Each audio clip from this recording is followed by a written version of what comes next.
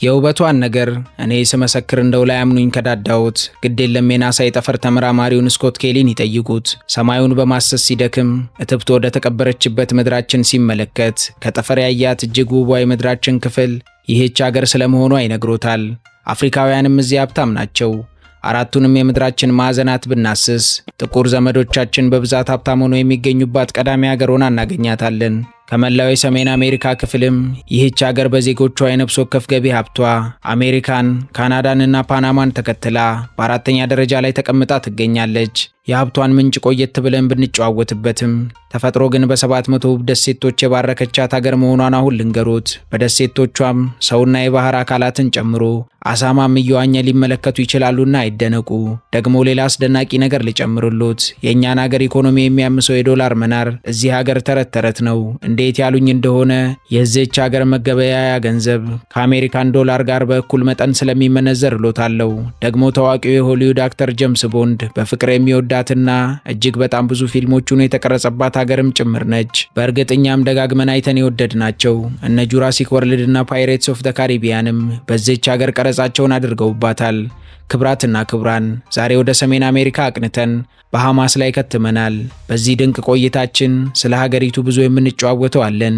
ከድንቅና ውብ የቱሪዝም ገጽታዎቹ አንስቶ እንዲሁም እንዴት ሀብታም እንደሆነች ብሎም የጥቁሮች ሀገር እንዴት ልትሆን እንደቻለች እንቃኛለን። ቻናላችንን ሰብስክራይብ እያደረጋችሁ እስከ መጨረሻው አብራችሁን ተጓዙ። ከዚህ አስደናቂ ጉዟችን በፊት ግን ጀንበሮ ሪል ስቴት ጎራ ብለን እንመለስ።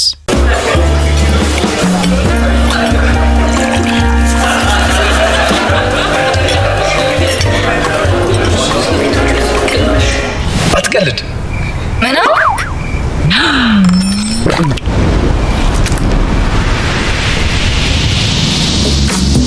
የማይታመን ይመስላል፣ ግን እመኑት። በከተማችን ተወዳጅ ሰፈር ሳር ቤት ቫቲካን ኤምባሲ ጎን የሚገኘው ሳይታችን ላይ ዘመናዊ አፓርትመንቶችን እና ሱቆችን ሽያጭ ጀምረናል። የከተማው ግዙፍ ጂምናዚየምና የህፃናት መጫወቻ ከሀገርኛ እስከ ኤዥያ ምግቦች በአማራጭነት የሚያገኙበት ፉድ ኮርትም የዚሁ ሳይት አካል ነው። ከባለ አንድ መኝታ ጀምሮ የአፓርትመንት አማራጮች አሉን። ለአጭር ጊዜ በሚቆየው የማስታወቂያ ዋጋ ከ350,000 ብር ቅድመ ክፍያ ጀምሮ በሳር ቤት የሱቅ ባለቤት መሆን ይችላሉ። ጀንቦሮ ሪል ስቴት። በጊዜ ግቡ።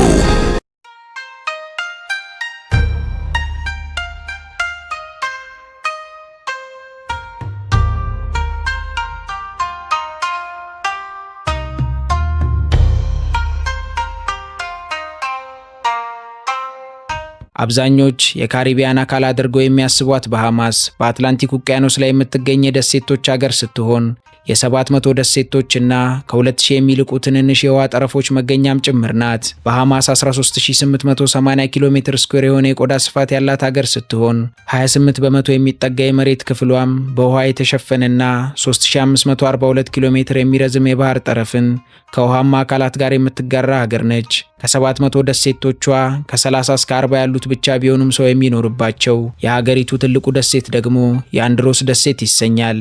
403,000 የሚጠጋ የህዝብ ቁጥር ያላት ባሃማስ ከ85 በመቶ በላይ የሚሆኑት ዜጎቿ ጥቁሮች ሲሆኑ 70 ከመቶ የሚሆኑት የሀገሪቱ ዜጎችም ኒው ፕሮቪደንስ በተባለችው ደሴት ይኖሩባታል። በሰሜን አሜሪካና በካሪቢያን መካከል የምትገኘው ሀገሪቱ ስትራቴጂክ ቦታ ስትሆን የመርከብ ላይ ሽርሽር፣ የአየር ላይ እንቅስቃሴና የአትላንቲክ መስመር ንግድ ይቀላጠፍባታል። ሀገሪቱ አይንም በማያስከድን ውበት ከተለከፉ ባህር ዳርቻዎቿ አንስቶ ጥርት ኩልል ባሉት የውሃ ዳርቻዎቿም ተለይታ ትታወቃለች። ይህም ለቱሪስቶች አይነተኛ መዳረሻ እንድትሆን አስችሏታል። የባሃማስ ዋናተኛ አሳማዎች ከሚዋኙባቸው የኤክሱሞዋ ፒግ ቢች አንስቶ ልበደንዳናዎቹ የውሃ ላይ ጠላቂዎች እስከተማረኩበት የምድራችን ሁለተኛው ጥልቅ የባህር ውስጥ ጉድጓድ የዲንስ ብሉ ሆል ድረስ ባሃማስ ምድራዊ የተዝናኖት ገነት መሆኗን ይመሰክሩላታል። በተጨማሪም የባሃማስ ውሃ በጣም ንጹህና ጥራቱ ከፍተኛ ከመሆኑ የተነሳ ጠፈርተኞች ከጠፈር ሆነው ሲመለከቱት በግልጽ ይታያል። የአሜሪካ የህዋ ምርምር ተቋም የሆነው ናሳም በምድር ላይ ካሉ በጣም ጥርት ያሉ ውሃዎች አንዱ ብሎ አሞካሽቶታል። ባሃማስ የስሟን ትርጓሜ ባሃማር ከሚል የስፓኒሽ ቃል ሲሆን ያገኘችው ትርጉሙም ጥልቀት የሌለው ባህር ማለት ነው። ትላንት የባህር ላይ ዘራፊዎች መደበቂያና ገነታቸው የነበረችው ባሃማስ ዛሬ ላይ ከነሙሉ ውበቷ የጥቁር አፍሪካውያን ቀደምት ዘሮች በአሜሪካ አህጉር የሚኖሩባት ሀገር ስትሆን አንዳንድ ቦታዋ ላይ ከሚነሳባት የደህንነት ስጋት ትችት በተጨማሪ ለኑሮ ቢሉ ለጉብኝት አይተኬ የህይወት ገጽታን የምትሰጥ ሀገር ናት። ዛሬ ላይ ባሃማስ የጥቁሮች ሀገር ለመባል ትብቃ እንጂ ትላንት በነበራት ታሪክ ለዓለም ካሳወቃት ዝነኛው ጣሊያናዊ አሳሽ ክሪስቶፈር ኮሎምበስ በፊትም ታሪክ የነበራት ኋላም ከባህር ላይ ዘራፊዎች እስከ እንግሊዝ የቅኝት ጉዞ ብሎም የአሜሪካ ነጻነትና የባርነት ዘመን የሚመዘዝ መሳጭ ታሪክ ያላት አስደናቂ ሀገር ነች። እኛና እርሶም በጊዜ መንኮራኩር ዓመታትን ወደ ኋላ ነጉደን የቀደመችውን ባሃማስ እናውቃት ዘንድ ግድ ይለናልና ዘመናትን ወደ ኋላ አብረን እንሻገር።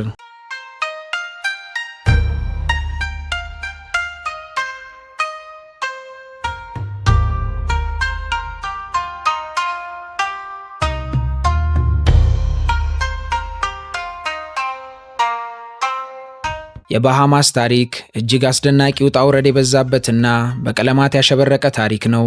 ይህች በአትላንቲክ ውቅያኖስ ላይ የምትገኝ የውብ ደሴቶች ሀገር ከጥንታዊ ነዋሪዎቿ ጀምሮ እስከ የባህር ላይ ወንበዴዎች ዘመን ከዚያም እስከ ዘመናዊ የቱሪዝም ማዕከልነቷ ድረስ ብዙ ታሪካዊ ክስተቶችን አስተናግዳለች። ነገርን ከመሰረቱ መመርመር ሸጋ ነውና ወዲህ ወዲያ ሳንል ከዝነኛው ጣሊያናዊ አሳሽ ክሪስቶፈር ኮሎምበስ መምጣት በፊት ሀገሪቱ የነበራትን ታሪክ እንቃኝ። ከአውሮፓውያን ወደ ግዛቷ ማማተርና መምጣት በፊት እንደ አውሮፓውያን አቆጣጠር ከ700 ዓመተ ምህረት ጀምሮ የአሁኗ የባሃማስ ደሴቶች ሰው አልባ አልነበሩም። የመጀመሪያዎቹ የባሃማስ ነዋሪዎችም ሉካያውያን የሚባሉ ህዝቦች ነበሩ። እነዚህ ህዝቦች ከአራዋክ የህዝብ ግንድ የሚመዘዙ ሲሆኑ ከደቡብ አሜሪካ በመነሳት በጀልባ ወደ ካሪቢያን ደሴቶች የፈለሱ ነበሩ። እነዚህ ሰላማዊ ጎሳዎች በዋናነት ኑሯቸውን ለመምራት በአሳ ማስገርና በግብርና ይተዳደሩ ነበር። በተጨማሪም በጎሳ ተደራጅተው እያንዳንዳቸው የሚመራቸው የራሳቸው መሪ ወይንም ቺፎች የነበራቸው ጎሳዎች ነበሩ። ዛሬ ላይ እኛ ባሃማስ እያልን የምንጠራት መዳረሻችንንም ሉካያውያን ጓናሃኒ ብለው ይጠሯት ነበር። ሀገር ሰላም ብለውም ለዓመታት በሚወዷት ሀገራቸው ከ790 ለሚልቁ ዓመታት በሰላም ኖረው ነበር። በመጨረሻ ግን እንደ አውሮፓውያን አቆጣጠር በ1492 የክሪስቶፈር ኮሎምበስ ኮቴ በዛሬዋ ባሃማስ ላይ አረፈ። ይህ ዓመትም የባሃማስን ብቻ ሳይሆን የመላውን ዓለም ታሪክ የለወጠበት ወቅት ነበር። ዝነኛው ጣሊያናዊ አሳሽ ክሪስቶፈር ኮሎምበስ ወደ አዲሱ ዓለም ባደረገው የመጀመሪያ ጉዞ ያረፈው በባሃማስ ምድር ላይ ነበር። አሳሹም እንደ አውሮፓውያን አቆጣጠር በጥቅምት 12 1492 ዓመተ ምህረት የሉካውያንን ምድር ረገጠ። እሱም ደሴቷን ሳን ሳልቫዶር ብሎ ሰየማት። ከክሪስቶፈር ኮሎምበስ በኋላም ስፔኖች ብቅ አሉ። በቦታውም ተማርከው ክሪስቶፈር ኮሎምበስ ያወጣውን ሳን ሳልቫዶር የሚለውን ስያሜ አካባቢው ጥልቀት የሌለው ባህር ስላለው በስፓኒሽኛ ባሃማር ወይንም ሻሎሲ ብለው አቻ ትርጉሙ ጥልቀት የሌለው ባህር የሚል ስያሜን ሰጡት። ባሃማር የሚለው ስምም በጊዜ ሂደት ተቀይሮ ዛሬ የምናውቀውን ባሃማስ የሚለውን የሀገሪቱን ስያሜ ያዘ። አሳዛኙ እውነት ግን የስም ለውጡ አልነበረም። ስፔናውያን በባሃማስ ለመስፈር ብዙ ፍላጎት አልነበራቸውም። ነገር ግን ሰላማዊዎቹ ሉካውያንን ወደ አሁኗ ሄይቲና ዶሚኒካን ሪፐብሊክ በባርነት ወሰዷቸው። በበሽታና በከባድ የጉልበት ብዝበዛ ምክንያትም በ25 ዓመታት ውስጥ የሉካውያን ሕዝብ ሙሉ በሙሉ በሚባል ደረጃ ጠፋ። ቀጥለው ለነበሩት 100 ዓመታትም የባሃማስ ደሴቶች ጸጥ ረጭ ብለው የውቅያኖሱን ሞገድ እያስተጋቡ ሰው አልባ ሆነው ቀጠሉ። ባሃማስም ለረጅም ጊዜ ሰው አልባ ሆና ከቆየች በኋላ በ17ኛው ክፍለ ዘመን አጋማሽ ላይ እንግሊዛውያን መምጣት ጀመሩ። እንደ አውሮፓውያን አቆጣጠር በ1648 ሃይማኖታዊ ነጻነትን የሚፈልጉ እንግሊዛውያን ፒዩሪታኖች በዊሊያም ሴሌ መሪነት መጡ። ኤሉትራ የተሰኘችውንም ደሴት መስርተው ለመኖር ሞክረው ነበር። ነገር ግን ህይወት ቀላል አልሆነላቸውም። ኋላም ከ1600ዎቹ መጨረሻ እስከ 1700ዎቹ መጀመሪያ ባለው ጊዜ ባሃማስ በተለይም የዛሬዋ የሀገሪቱ መዲና ናሶ የባህር ላይ ወንበዴዎች መፈንጫ ሆነች። ቦታውም ጥልቀት የሌለው ባህር ያለበት ስለሆነ ለትላልቅ የጦር መርከቦች አይመችም ነበር። ይህም ለወንበዴዎቹ ፈጣን ጀልባዎች ተስማሚ መሸሸጊያ ሆኖላቸው ነበር። በወቅቱም እንደ ብላክ ቢርድ ወይንም ኤድዋርድ ቲች ያሉ ታዋቂ ወንበዴዎች ናሶን እንደ ዋና መናኸሪያቸው ይጠቀሙባት ነበር። በጊዜውም በናሶ ወንብድና ልቆ ህግ አልባነት የነገሰበት ወቅት ነበር። ኋላም እንደ አውሮፓውያን አቆጣጠር በ1718 እንግሊዝ ውድስ ሮጀርስ የተባለውን የቀድሞ መርከበኛን እንደ ገዢ እንደራሴ አድርጋ ሾመች። እርሱም ወንበዴዎቹን ላጠፉት ይቅርታ አድርጎላቸው በሰላም የሚኖሩበትን አማራጭ አቀረበላቸው። አሻፈረኝ ያለ ደግሞ በስቅላት እንደሚቀጣ አወጀ። በዚህ ጠንካራ አቋሙ ወንበዴዎችን በማጥፋት ስርዓትን አስከበረ። ቀጥሎም በ18ኛው ክፍለ ዘመን መገባደጃ ላይ የአሜሪካ አብዮት በሐማስ ላይ ትልቅ ተጽዕኖን ፈጠረ። አሜሪካ ከእንግሊዝ ነጻ ስትወጣ ለእንግሊዝ ንጉሥ ታማኝ የሆኑት አሜሪካውያን ሎያሊስቶች ወደ በሐማስ ተሰደዱ። እነዚህ ሰዎችን ባዶ እጃቸውን አልነበረም የመጡት። በሺዎች የሚቆጠሩ አፍሪካውያን ባሪያዎችን ይዘው ነበር በሐማስ ላይ የከተሙት። እነዚህ ሰፋሪዎችም ሰፊ የጥጥ እርሻዎችን አቋቋሙ። የበሐማስ የዛሬው ጥቁር ሕዝብም አብዛኛው የዘር ሐረግ ከእነዚህ አፍሪካውያን ባሮች የሚመዘዝ ሲሆን ቆይቶ ግን የጥጥ እርሻው በአፈር መሸርሸርና በተባይ ምክንያት ከሸፈ። ይህም የወቅቱን ኢኮኖሚ ጎዳው። ኋላም እንደ አውሮፓውያን አቆጣጠር በ1834 እንግሊዝ ባርነትን በግዛቶቿ ሁሉ አጠፋች። በበሐማስ የነበሩ ባሮችም ነፃ ወጡ። ነገር ግን ምንም እንኳን ነፃ ቢወጡም ኢኮኖሚያዊ አቅም ስላልነበራቸው ለዓመታት በድህነት ለመኖር ተገደው ነበር። ቆይቶ ግን በሐማስ በ20ኛው ክፍለ ዘመን ለየት ያሉ የኢኮኖሚ ዕድሎች አጋጠሟት። በአሜሪካ የእርስ በርስ ጦርነት ወቅትም በሐማስ ለአሜሪካ ደቡብ ግዛቶች መሳሪያ በማቀበልና ጥጥ በመቀበል እንደ መሸጋገሪያ በማገልገል ሀብት ማፍራት ቻለች። ቀጥሎም በ1920ዎቹ አሜሪካ የአልኮል መጠጥን ስትከለክል በሐማስ ወደ አሜሪካ መጠጥን ለማስኮብለል ዋና ማዕከል ሆነች። በዚህም መዲናዋ ናሱ በገንዘብ ተጥለቀለቀች። እነዚህ ሁሉ ጊዜያዊ እንጂ ዘላቂ ሀብት መሰረትን ግን አልጣሉላትም ነበር። ዓመታት አልፈውም ከሁለተኛው የዓለም ጦርነት በኋላ የአየር ንብረቷና ውብ የባህር ዳርቻዎቿ አሜሪካውያንንና አውሮፓውያንን መሳብ ጀመሩ። ይህም ዛሬ ላይ የሀገሪቱ ኢኮኖሚ መሰረት የሆነው የቱሪዝም ኢንዱስትሪ ማበብ እንዲችል አደረገ። ምንም እንኳን የባርነት ኑሮ በበሐማስ ምድር እንደ አውሮፓውያን አቆጣጠር ከ1834 በኋላ የተገታ ቢሆንም ሀገሪቱ ግን እስከ ፈረንጆቹ 1973 ድረስ በእንግሊዝ ቀኝ ግዛት ስር ነበረች። የ1973ቱ የነጻነት ጉዞ ግን መሰረቱን የጣለው በ1950ዎቹና 60ዎቹ ጥቁር የበሐማስ ተወላጆች የፖለቲካ መብታቸውን መጠየቅ በመጀመራቸው ነበር። በወቅቱም አንድ ሰር ሊንደን ፒንድሊንግ የተባሉ መሪ የህዝቡን ድምጽ በማስተባበር ቁልፍ ሚና ተጫወቱ። ጫናውን በእንግሊዝ ላይ በርትቶ በሐማስ እንደ አውሮፓውያን አቆጣጠር ሐምሌ 10 ቀን 1973 ዓመተ ምህረት ከእንግሊዝ ቀኝ ግዛት ሙሉ በሙሉ ነጻ ወጣች። ሰር ሊንደን ፒንድሊንግም የመጀመሪያው ጠቅላይ ሚኒስተርና የሀገሪቱ አባት ተብለው ተሰየሙ። ዘመነኛዋ በሐማስ የፓርላማ ዲሞክራሲና ህገ መንግስታዊ ንጉሳዊ ስርዓትን የምትከተል ሀገር ስትሆን ዛሬ ላይም የእንግሊዙ ንጉስ ቻርልስ ሶስተኛ ከስም የዘለለ እዚህ ገባ የሚባል ስልጣን ባይኖራቸውም የሀገሪቱ ንጉስ ተደርገው ይቆጠራሉ። ዛሬ ሀገሪቱ በነፍስ ወከፍ ገቢ ከአሜሪካ ቀጥሎ በምዕራቡ ንፍቀ ክበብ ከሚገኙ ሀብታም ሀገራት ተራ ተሰልፋለች። ዋና የኢኮኖሚ መሰረቷም ቱሪዝምና የባንክ አገልግሎት ሲሆኑ ፈተና ከሆኑባት አልፎ ከሚከሰቱት የሃሪኬን አውሎ ንፋሶቿና አንዳንድ ከምትታማባቸው የደህንነት ስጋቶች በተጨማሪ ሀገሪቱ በቱሪስቶች በተለይም በባህር ጠላቂዎች የምትወደድ ውብ ሀገር ናት።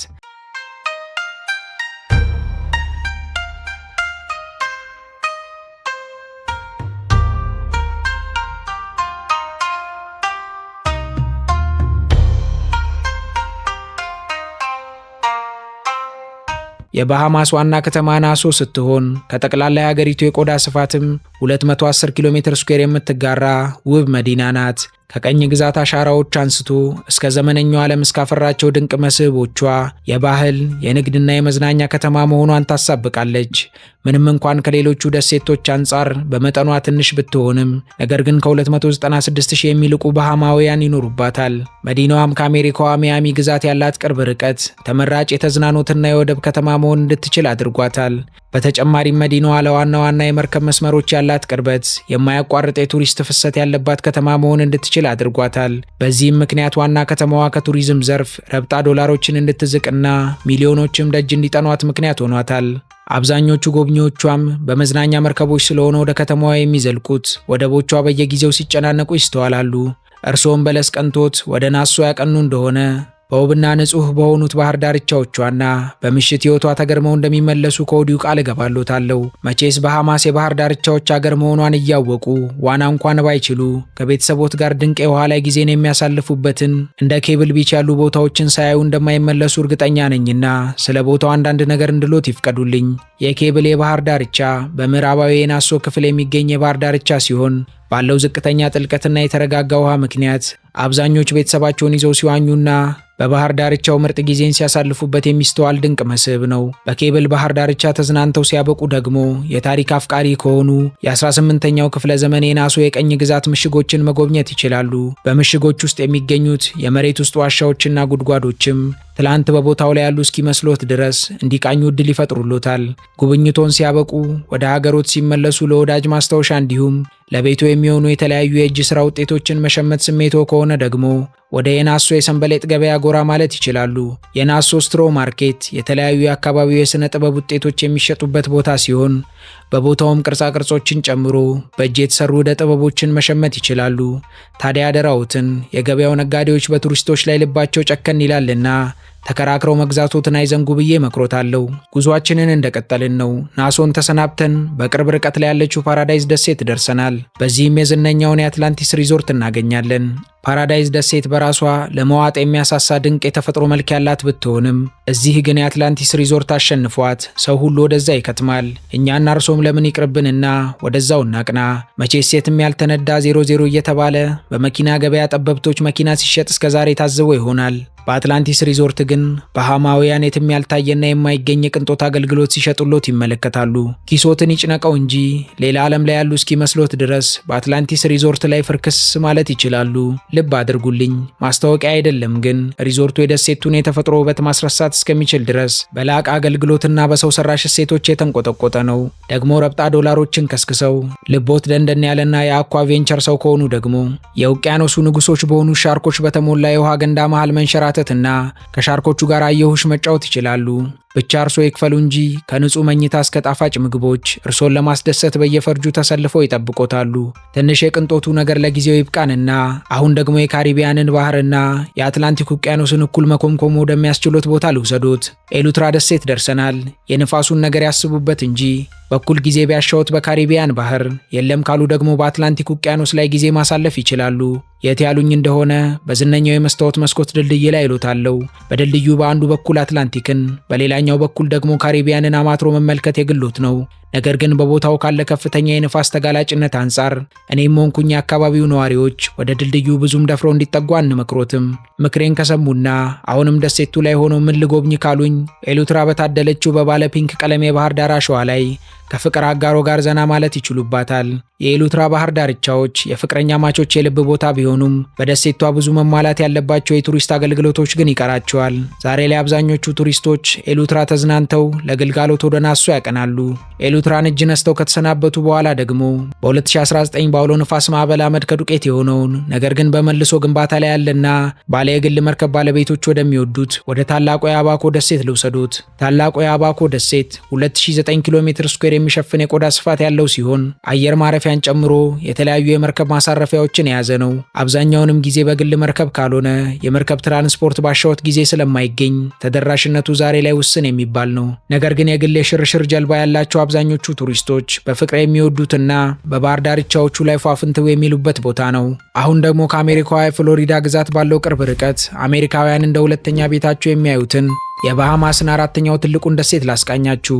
ግራንድ ባሃማ ደሴት ይሰኛል። ይህ ደሴት የቱሪዝም የልብ ምት በደንብ የሚመታበት ቦታ ሲሆን ቱሪስቶችን በብዛት ውርውር ሲሉበትና መርከቦችን በብዛት ሲርመሰመሱበት ይስተዋላል። በደሴቱም በቀደምት የባሃማስ ጎሳዎች የተሰየመውን የሉካያን ብሔራዊ ፓርክ አጠቃላይ ገጽታና በባህር ጠላቂዎች የሚወደደውን በምድራችን ካሉ ረዣዥም የውሃ ውስጥ ዋሻዎች መካከል የሆኑትን የባለ ሺህ ዓመታት ዕድሜ ባለጸጋ የባህር ውስጥ የላይምስቶን ዋሻዎችን ማየት ይቻላል።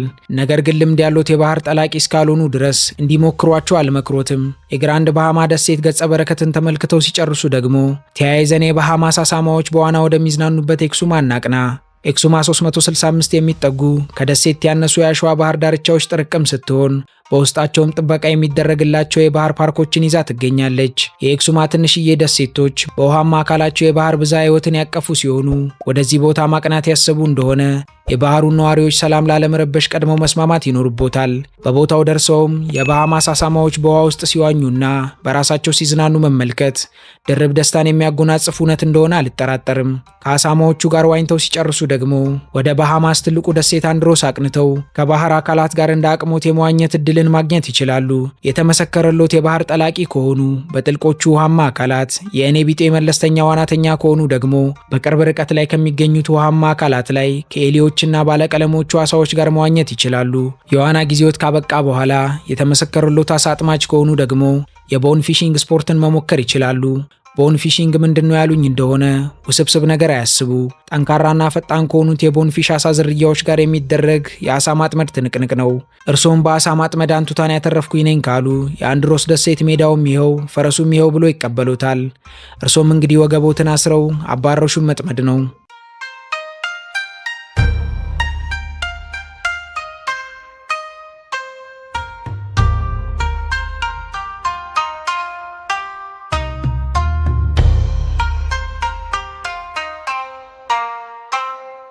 የባሃማስ ህዝቦች በዋናነት ከአፍሪካ የዘር ሐረግ የመጡ ሲሆኑ ባህላቸው የአፍሪካ የእንግሊዝና የአሜሪካ ቅልቅል ውጤት ነው። ዜጎቿም ተጫዋች፣ እንግዳ ተቀባይና ዘና ያለ አእምሮ ዝግጅት ያላቸው ናቸው። በባሃማስ ሰዎች ዘንድ የደሴት ሰዓት ወይንም አይስላንድ ታይም የሚባል ጽንሰ ሐሳብ አለ። ይህም ነገሮችን በዝግታና ያለ ጫጫታ የመከወን ባህልን መሰረት ያደረገ ነው። በደሴቱ ላይ ሰዎች ለሰዓት ከመጨነቅ ይልቅ ለግንኙነትና ለደስታ ቅድሚያ ይሰጣሉ። እግር ጥሎት በዓመቱ መጨረሻ የባሃማስ አፈር ላይ ከተገኙ ባሃማውያን በዓመቱ መጨረሻ ላይ የሚያከብሩትን የጁንካኑ የቀለምና የሙዚቃ ፌስቲቫል መታደም ይችላሉ። በፌስቲቫሉም የህዝቡን የፈጠራ ችሎታና የህይወት መስተጋብር የሚያሳይ ድንቅ ክስተት መካፈል እንደሚችሉ ከወዲሁ ቃል እገባለታለሁ። የባሃማስ የትምህርት ስርዓት ከእንግሊዛውያን የትምህርት ስርዓት የተቀረጸ ሲሆን እድሜያቸው ከ5 እስከ 16 ለሆኑት ህጻናት መሰረታዊ ትምህርት ግዴታ ነው። የመንግስት ትምህርት ቤቶችም በነፃ ትምህርትን ያቀርባሉ። ነገር ግን አቅም ያላቸው ቤተሰቦች ልጆቻቸውን የተሻለ የትምህርት ጥራት ወደሚያገኙበት የግል ትምህርት ቤቶች ሲልኩ ይስተዋላሉ። በሀገሪቱ የጤና ዘርፍም በዋና ከተማዋ ናሶ ዘመናዊ ሆስፒታሎችና የህክምና መሳሪያዎች ሲገኙ፣ ነገር ግን በሩቅ ደሴቶች ላይ የህክምና አገልግሎት ውስን በመሆኑ ለከባድ ህመም ወደ ዋና ከተማዋ ወይንም ወደ አሜሪካ መሄድ ለዜጎቿ ግድ ይላቸዋል። ባሃማውያን ሙዚቃን፣ ጭፈራን፣ የባህር ምግቦችንና ቤተሰባዊ ጊዜዎችን አጥብቀው ይወዳሉ። ምንም እንኳን ሀገራቸው የቱሪስቶች ሀገር በመሆኗ አንዳንድ የቱሪስቶች መብዛትና የውጭ ባህል ተጽዕኖ የራሳቸውን ባህል እንዳይወጣው ስጋት ቢገባቸውም ባህላቸውን ጠብቀው ለመቆየት ግን ዛሬም ድረስ በርትተው ቆመው ይገኛሉ።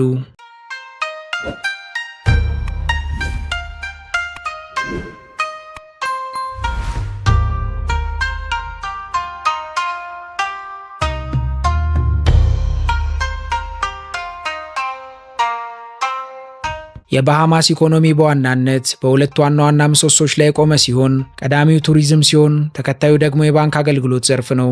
ሀገሪቱ የገቢ ግብር ወይንም ኢንካም ታክስ ስለሌለባት ለሀብታሞች በምድር ያለች የገነት ስፍራ ናት። ነገር ግን ለተራው ህዝብ ኑሮ እጅግ ውድ ነው። አብዛኛው የሀገሪቱ ፍጆታም ከውጭ የሚገባ በመሆኑ የምግብ፣ የኤሌክትሪክና የቤት ኪራይ ዋጋ ከአሜሪካን ሀገር ጋር እንኳን ሲነጻጸር በጣም ከፍተኛ ነው። ምንም እንኳን የህዝቡ አማካኝ ወራዊ ገቢ ከ$2000 አካባቢ ቢጀምርም የኑሮ ውድነቱ ግን ይህንን ገቢ አንገት ለአንገት ተናንቆት ሲፈታተነው ይስተዋላል። በዋና ከተማዋ ናሶ የሚኖረው ህዝብ ዘመናዊና ፈጣን የከተማ ህይወትን ሲመራ፣ በሌሎች ትንንሽ ደሴቶች የሚኖሩ ባሃማውያን ግን ፍጹም ጸጥታና ቀለል ያለ የገጠር ህይወትን የተላበሰ አኗኗር ይመራሉ።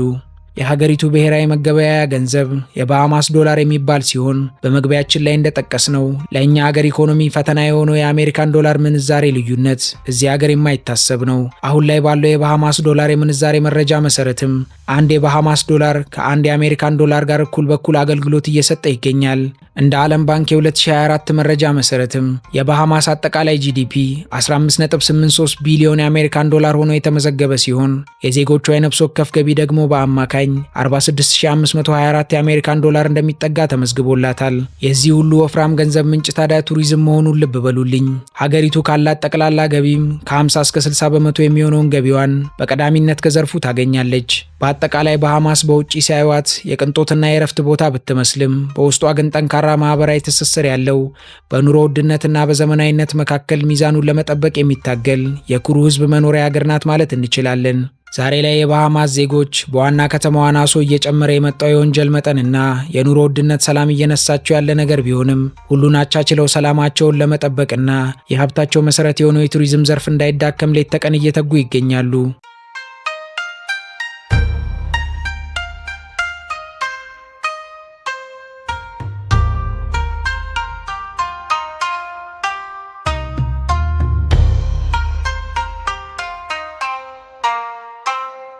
ውድ የሀገሬ ልጆች የዛሬው የባሃማስ ቅኝታችን እዚህ ላይ ያበቃ። በቀጣይ መርሃ ግብር እስከምንገናኝ ድረስ ቻናላችንን ሰብስክራይብ እንዲሁም ቪዲዮ ላይክ፣ ሼር በማድረግ አበረታቱን። እስከ ቀጣይ ቸርን ሰንብት።